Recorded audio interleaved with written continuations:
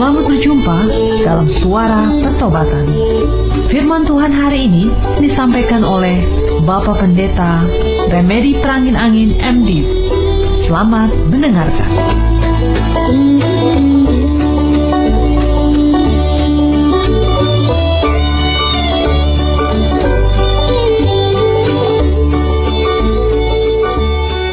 Terima kasih Tuhan Yesus, Engkau sudah mempersatukan kami kembali dalam persekutuan lewat udara.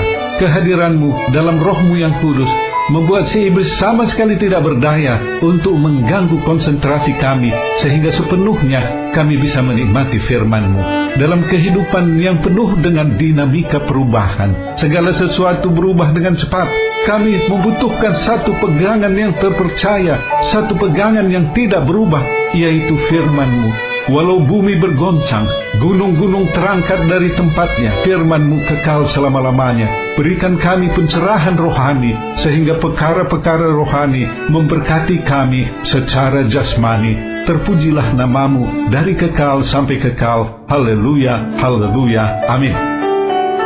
Shalom saudara, senang sekali saya berada kembali dalam ruangan saudara. Dimanapun saudara sedang berada, apakah sedang santai di rumah, sedang berada di tempat kerja, dalam perjalanan, sedang dirawat di rumah sakit, atau di mana saja. Harapan saya, renungan ini selalu memberi berkat, menghibur di kala duka, memberi pengharapan di saat berputus asa, memberi kekuatan di saat lemah, memberi visi pada waktu kehidupan terasa gelap. Saudara-saudara yang dikasihi Yesus Kristus, kita sekarang ini hidup pada satu zaman yang luar biasa maju secara ilmu pengetahuan dan teknologi. Berbeda sekali dengan keadaan manusia yang hidup ribuan tahun yang lalu. Kalau pada masa dulu, manusia bepergian dengan berjalan kaki, naik kuda, naik unta, maka sekarang manusia naik sepeda motor, mobil, kereta api, kapal laut, dan pesawat udara. Rumah zaman dulu berbeda dengan sekarang, pakaian berbeda, cara berkomunikasi sudah berbeda, kehidupan sosial budaya berbeda sama sekali. Tetapi di tengah-tengah perubahan yang besar ini, sikap dan perilaku manusia tidak berubah. Mental dan moralnya tidak berubah. Hati manusia tidak berubah. Padahal inilah yang penting bagi Tuhan. Karena Tuhan melihat hati, tidak melihat hal-hal yang bersifat jasmani. Manusia yang berdosa, manusia yang keras kepala, manusia yang tidak peduli akan perkara keselamatan, sama saja dengan zaman dahulu. Padahal zaman ini adalah zaman perjanjian baru, zaman anugerah. Yesus Kristus, Tuhan yang menjadi manusia, sudah datang melawat manusia-manusia dalam keterpurukan dosa. Tawaran keselamatan diberikan secara gratis bagi orang yang percaya kepada Yesus Kristus. Tetapi di dalam kenyataan dan realita kehidupan, apa yang terjadi pada zaman dahulu juga terjadi pada zaman sekarang. Mari kita melihat hal ini lebih jauh. Saya mengajak saudara merenungkan firman Tuhan yang diambil dari kitab Nabi Amos. Pada zaman Nabi Amos, Israel sudah terpecah atas dua kerajaan. Kerajaan utara yang disebut kerajaan Israel dihuni oleh 10 dari 12 suku Israel. Sedangkan dua suku yang lain berada di kerajaan Yehuda di bagian selatan dengan ibu kotanya Yerusalem. Raja Yehuda sesuai dengan firman Tuhan adalah keturunan Raja Daud. Raja pertama dari kerajaan Israel melihat mereka perlu memiliki rumah Tuhan sendiri di daerah Yehuda agar rakyatnya tidak pergi ke Yerusalem yang masuk dalam wilayah Yehuda. Jadi raja itu membuat patung anak lembu dari emas, ditempatkannya satu di kota Betel dan satu di kota Dan, dan meminta rakyatnya untuk beribadah ke sana, tidak perlu ke Yerusalem. Ia ingin memelihara kesetiaan rakyatnya dan tidak berpaling kepada Yehuda saingannya. Saudara, apakah yang dilakukannya ini benar? Tentu saja tidak, karena Bait Allah adalah suatu tempat yang menjadi kediaman tabut perjanjian. Tabut perjanjian itu ada di rumah Tuhan di Yerusalem. Saudara-saudara yang dikasihi Yesus Kristus, Israel pada zaman Nabi Amos sedang mengalami zaman keemasannya. Ekonomi baik, hubungan dengan negara-negara tetangga baik, ada suasana damai. Tetapi di tengah-tengah suasana kemakmuran ini, Nabi Amos diutus oleh Allah untuk menegur keras bangsa Israel. Apa yang menjadi masalahnya? Tuhan berfirman dalam Amos 5 ayat 7, "Hai kamu yang mengubah keadilan menjadi ipuh dan yang mengempaskan kebenaran ke tanah." Di Israel tidak ada keadilan dan kebenaran. Bagi kita yang hidup pada masa kini, masalah ini bukan barang baru. Kita juga mengatakan tidak ada keadilan dan kebenaran. Manusia memang tidak adil dan tidak benar, tetapi Tuhanlah yang adil dan benar. Dalam Amos 5 ayat 11 tertulis, "Sebab itu, karena kamu menginjak-injak orang yang lemah dan mengambil pajak gandum daripadanya, sekalipun kamu telah mendirikan rumah-rumah dari batu pahat, kamu tidak akan mendiaminya. Sekalipun kamu telah membuat kebun anggur yang indah, kamu tidak akan minum anggurnya. Sebab aku tahu bahwa perbuatanmu yang jahat banyak dan dosamu berjumlah besar. Hai kamu yang menjadikan orang benar terjepit, yang menerima uang suap, dan yang mengesampingkan orang miskin di pintu gerbang." Orang lemah, orang miskin ditindas. Hal ini juga bukan barang baru dalam kehidupan masa kini. Kita menyaksikan juga dalam hubungan antar manusia, bahkan dalam hubungan antar negara. Yang kuat menginjak yang lemah, yang kaya menginjak yang miskin. Seorang filsuf pernah mengatakan, manusia adalah serigala bagi manusia lainnya. Perkara penipuan, penyelewengan, dan korupsi yang merajalela dalam masyarakat Israel pada waktu itu juga terjadi dalam masyarakat kita dewasa ini. Bacalah berita koran. Tiap hari ada berita tentang kekerasan, korupsi, dan penyelewengan. Ketidakadilan, ketidakbenaran, penindasan yang miskin, yang lemah, penipuan, penyelewengan, korupsi, mendukakan hati Tuhan. Tetapi yang paling menyakitkan hatinya adalah perzinahan umat Israel secara rohani. Pergaulan Israel dengan tetangga-tetangganya tidak hanya sebatas hubungan ekonomi, tetapi kepercayaan dan agama mereka juga memasuki Israel. Orang Israel menyembah dewa-dewa asing, mendirikan bukit pengorbanan, dan mendirikan kuil-kuil bagi dewa asing itu. Dalam Amos 5 ayat 26 dan 27, Tuhan berkata, "Kamu akan mengangkut Sakut, rajamu, dan Kewan, dewa bintangmu, patung-patungmu yang telah kamu buat bagimu itu, dan aku akan membawa kamu ke dalam pembuangan jauh ke seberang Damsyik," firman Tuhan yang namanya Allah semesta alam. Akibat perzinahan secara rohani ini, orang Israel akan dibuang ke negeri lain. Firman Tuhan seperti inilah yang disampaikan oleh Amos kepada bangsa Israel. Dan tentu saja tidak ada hati yang merasa senang mendengarkan teguran-teguran keras ini. Keadaan Israel pada zaman Nabi Amos sama dengan keadaan kita dalam masyarakat kita sekarang ini. Seperti tadi saya sudah katakan, pakaian kita berbeda dengan orang zaman dahulu. Cara kita hidup berbeda, cara kita berkomunikasi berbeda. Kehidupan budaya kita sudah berbeda, tetapi sikap dan perilaku hati kita tidak berbeda dengan orang yang hidup ribuan tahun yang lalu. Teguran keras Nabi Amos tidak menyenangkan telinga hati orang Israel, dan juga tentu tidak menyenangkan hati kita yang mendengarkan pada masa kini. Saudara-saudara yang dikasihi Yesus Kristus, siapakah sebenarnya Amos? Mari kita melihatnya lebih jauh dengan terlebih dahulu membaca firman Tuhan dari Amos 7 ayat 10 sampai dengan 15. Amos 7 ayat 10 sampai dengan 15. Saya bacakan untuk saudara demikian. "Lalu Amazia, imam di Betel, menyuruh orang menghadap Yerobeam, raja Israel, dengan pesan, 'Amos telah mengadakan persepakatan melawan tuanku di tengah-tengah kaum Israel. Negeri ini tidak dapat lagi menahan segala perkataannya. Sebab beginilah dikatakan Amos, Yerobeam akan mati terbunuh oleh pedang, dan Israel pasti pergi dari tanahnya sebagai orang buangan.' Lalu berkatalah Amazia kepada Amos, 'Pelihat, pergilah, enyahlah ke tanah Yehuda, carilah makananmu di sana, dan bernubuatlah di sana. Tetapi jangan lagi bernubuat di Betel, sebab inilah tempat kudus raja, inilah bait suci kerajaan.' Jawab Amos kepada Amazia, aku ini bukan nabi, dan aku ini tidak termasuk golongan nabi, melainkan aku ini seorang peternak dan pemungut buah ara hutan. Tetapi Tuhan mengambil aku dari pekerjaan menggiring kambing domba, dan Tuhan berfirman kepadaku, pergilah, bernubuatlah terhadap umatku Israel. Saudara-saudara yang dikasihi Yesus Kristus, Amos, seperti dikatakannya sendiri, adalah seorang gembala dan seorang petani. Ia menggembalakan kambing domba di padang Tekoa. Tekoa adalah satu tempat yang jarang kita dengar.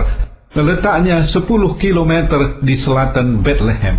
Karena Bethlehem 10 km di sebelah selatan Yerusalem, maka padang Tekoa, tempat Amos bekerja sebagai gembala, terletak 20 km di sebelah selatan Yerusalem. Amos adalah penduduk Yehuda, bukan warga Israel. Satu keadaan yang sangat kontras, sangat menyolok. Amos, seorang gembala, menyampaikan firman Tuhan ke tengah masyarakat Israel yang sedang hidup dalam kemakmuran. Coba bayangkan, apabila ada seorang gembala atau seorang petani dari desa yang kecil datang ke Jakarta dan kemudian berkata, saudara-saudara penduduk kota Jakarta, saya punya sesuatu dari Tuhan untuk saya sampaikan. Dengan pakaiannya yang sederhana, dengan sikapnya yang sederhana, dengan perkataan-perkataan yang sederhana, Amos berbicara di kota-kota Israel. Amos tidak merasa rendah diri dengan pekerjaannya sebagai seorang gembala. Pada waktu Amazia, imam Israel di Betel, mempertanyakan keabsahan otoritas Amos untuk berbicara. Amos tidak merasa rendah diri. Ia mengatakan, ia adalah seorang gembala, seorang petani, dan juga ayahnya, keluarganya bukan dari golongan nabi. Ia menyatakan dirinya apa adanya, tetapi ia juga menyatakan bahwa ia punya otoritas dari Tuhan, karena ia diutus oleh Tuhan. Pada waktu Amazia berkata kepada Amos, pulang saja kau ke Yehuda, di sana saja kau cari makan. Amos menjawab dengan menyatakan nubuatan dari Tuhan bahwa malapetaka akan menimpa keluarga Amazia. Amazia punya titel resmi sebagai imam di Betel, tetapi Amazia lah yang sebenarnya tidak punya otoritas dari Tuhan. Amazia bekerja sebagai imam sebagai sebuah profesi, tetapi ia tidak punya komunikasi yang baik dengan Tuhan. Berbeda dengan Amos, Amos tidak punya surat keputusan, SK pengangkatan sebagai seorang nabi, tetapi Amos punya otoritas karena Tuhan berbicara kepadanya. Ukuran apakah seorang nabi benar-benar diutus oleh Tuhan terletak pada kebenaran nubuatan yang disampaikannya. Nubuatan yang disampaikan oleh nabi yang benar-benar berasal dari Tuhan akan terjadi pada waktu. Saudara-saudara yang dikasihi Yesus Kristus, kadang-kadang kita terobsesi mendengarkan firman Tuhan hanya dari hamba Tuhan dengan kualifikasi yang tinggi. Tuhan bisa berbicara melalui Amos yang adalah seorang gembala. Ia juga bisa berbicara melalui Petrus yang adalah seorang nelayan. Tidak menjadi masalah siapa yang menyampaikan firman Tuhan. Apakah dia seorang penginjil dari desa? Apakah seorang pendeta dari kota besar? Apakah seorang hamba Tuhan berpendidikan tinggi atau seorang hamba Tuhan yang berpendidikan rendah? Bukan siapa yang memberitahukannya yang penting. Yang penting adalah Tuhan yang berbicara. Sering terjadi dalam persekutuan, kesaksian seorang jemaat biasa menjadi berkat bagi jemaat yang lain, bahkan bagi para hamba Tuhan. Saudara yang dikasihi Yesus Kristus, Amos dipanggil Tuhan ketika ia sedang menggembalakan kambing domba. Musa dipanggil oleh Tuhan ketika ia sedang menggembalakan ternak di padang Midian. Daud dipanggil oleh Tuhan ketika ia sedang menggembala domba. Elisa dipanggil oleh Tuhan melalui Elia ketika ia sedang membajak dengan lembu-lembu. Gideon dipanggil oleh Tuhan menjadi hambanya ketika ia sedang menggiling tepung. Saudara-saudara yang dikasihi Yesus Kristus, seorang gembala dipanggil menjadi seorang nabi, seorang pemungut cukai dipanggil menjadi seorang rasul, penjala-penjala ikan diangkat oleh Tuhan Yesus menjadi penjala-penjala manusia. Apapun profesi kita, kita layak untuk melayani Tuhan. Pengangkatan orang-orang seperti Amos, seperti Matius, seperti Petrus menjadi hamba-hamba Tuhan adalah satu kenyataan yang Tuhan perlihatkan, bahwa tidak ada lagi tembok-tembok strata sosial yang menghalangi seorang untuk menjadi pelayan Tuhan. Siapapun kita, apapun pekerjaan kita, kita bisa melayani Tuhan.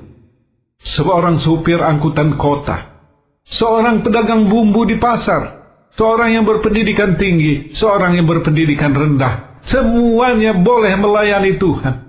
Dalam persekutuan dengan Yesus, tua muda, kaya miskin, dari segala suku dan bangsa, kita sama-sama bergandeng tangan pada akhir zaman ini untuk melayani Tuhan. Ia mengatakan kepada kita, pergilah seperti yang tertulis dalam Amos 7 ayat 15. Saya akan bacakan demikian. Tetapi Tuhan mengambil aku dari pekerjaan menggiring kambing domba, dan Tuhan berfirman kepadaku, pergilah, bernubuatlah terhadap umatku Israel. Pergilah, satu kata yang sangat penting artinya dalam pelayanan. Dalam Markus 16 ayat 15, sebelum Yesus naik ke sorga, ia menyampaikan kalimat pengutusan bagi murid-muridnya juga dengan memakai kata pergilah.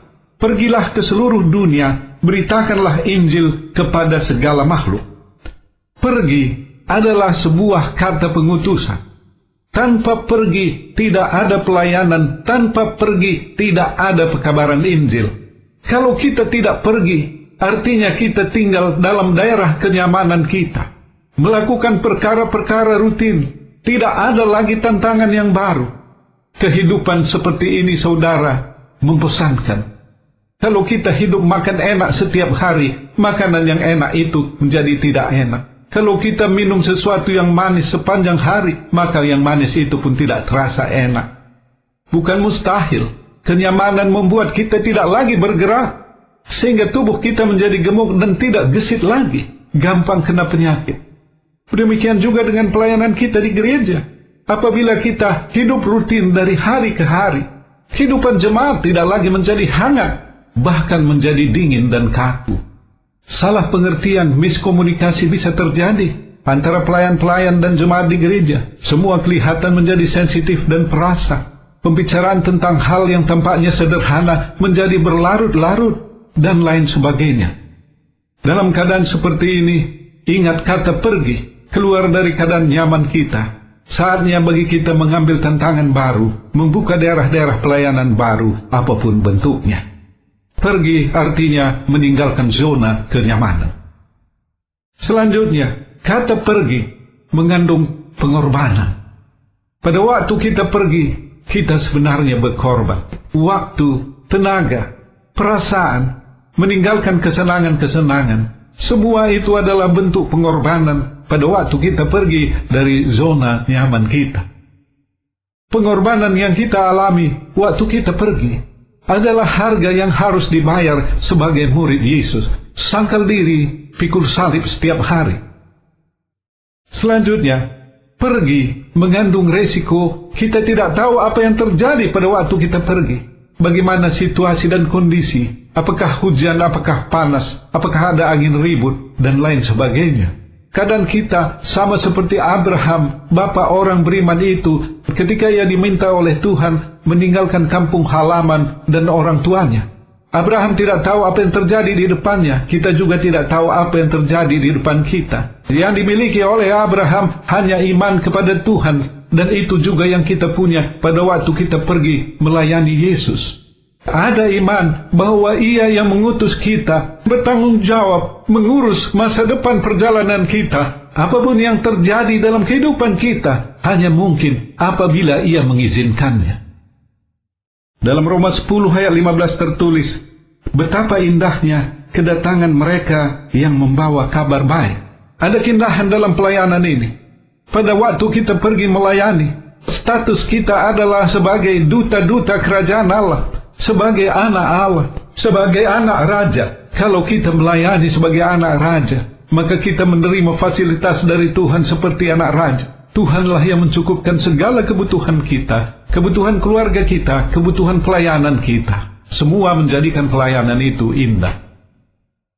Saudara-saudara yang dikasihi Yesus Kristus, Amos menyampaikan teguran-teguran yang keras kepada orang-orang Israel. Tetapi, betapapun kerasnya teguran-teguran itu, selalu ada terbuka ruang bagi pertobatan dan terbuka ruang bagi pengampunan, ruang keselamatan. Tuhan berkata dalam Amos 5 ayat 14 dan 15 demikian, "Carilah yang baik dan jangan yang jahat, supaya kamu hidup. Dengan demikian, Tuhan Allah semesta alam akan menyertai kamu seperti yang kamu katakan. Bencilah yang jahat dan cintailah yang baik, dan tegakkanlah keadilan di pintu gerbang. Mungkin Tuhan Allah semesta alam akan mengasihani sisa-sisa keturunan Yusuf." Persis seperti inilah tugas istimewa semua anak-anak Tuhan pada masa kini, untuk menyadarkan keluarga kita, lingkungan masyarakat kita, bahwa kehidupan sedang berjalan melenceng. Perlu ada pertobatan. Pada zaman perjanjian baru ini, keselamatan tersedia secara cuma-cuma bagi setiap orang yang percaya kepada Yesus Kristus, yang mendengarkan suara pertobatannya. Ia tinggal di dalam kehidupan kita, di dalam Roh-Nya yang kudus, memberikan kita kehidupan yang indah, penuh sukacita, damai, dan sejahtera. Tuhan Yesus memberkati kita semuanya berlimpah-limpah. Bagi saudara yang dijamah oleh firman Tuhan, oleh Roh Yesus yang menyadarkan saudara akan dosa-dosa, jalan tersesat selama ini, ikuti saya mengucapkan sebuah doa sederhana. Terima kasih Tuhan Yesus akan firman-Mu. Roh-Mu yang kudus menjamah hati saya, sehingga saya menyadari dosa-dosa saya. Ampuni hamba, pimpin hamba dalam perjalanan hidup ke depan ini. Terima kasih, haleluya, haleluya, amin. Bagi saudara-saudara yang sedang menderita penyakit, baik di rumah, baik yang terbaring di rumah sakit, saya mengundang saudara untuk meletakkan tangan pada bagian tubuh yang sakit. Saya akan berdoa bagi saudara. Tuhan Yesus, seturut dengan firman-Mu dalam Markus pasal 16, di mana Injil diberitakan, di sana ada mujizat termasuk mujizat kesembuhan. Atas dasar firman-Mu, kami memohon belas kasih-Mu, sembuhkan semua saudara kami yang mendengarkan siaran ini yang sedang sakit. Terima kasih, haleluya, haleluya, amin. Bagi saudara yang punya akar pahit luka jiwa, tidak bisa mengampuni seseorang atau beberapa orang, bagaimanapun latar belakang peristiwa dan kejadiannya, sampai saat ini saudara tidak bisa mengampuni, hamba berdoa secara khusus bagi saudara. Tuhan, tolong saudara-saudara yang sedang mendengarkan siaran ini, yang memiliki akar pahit, tidak bisa mengampuni seorang atau beberapa orang di dalam kehidupannya.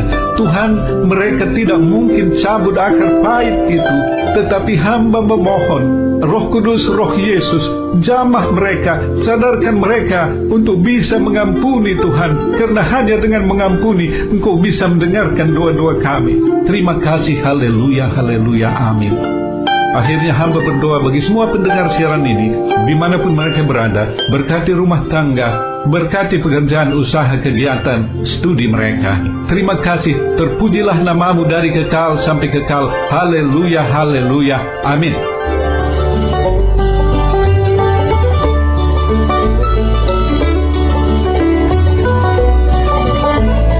Kita sudah mendengarkan firman Tuhan yang disampaikan oleh Bapak Pendeta Remedi Prangin Angin MD. Pendengar dapat mengirimkan pokok-pokok doa kepada Suara Pertobatan, alamat email suarapertobatan@gmail.com, suarapertobatan@gmail.com, SMS atau telepon di pesawat 021 7005 8400, 021 7005 8400. Sampai jumpa pekan depan pada hari dan jam yang sama. Tuhan Yesus memberkati.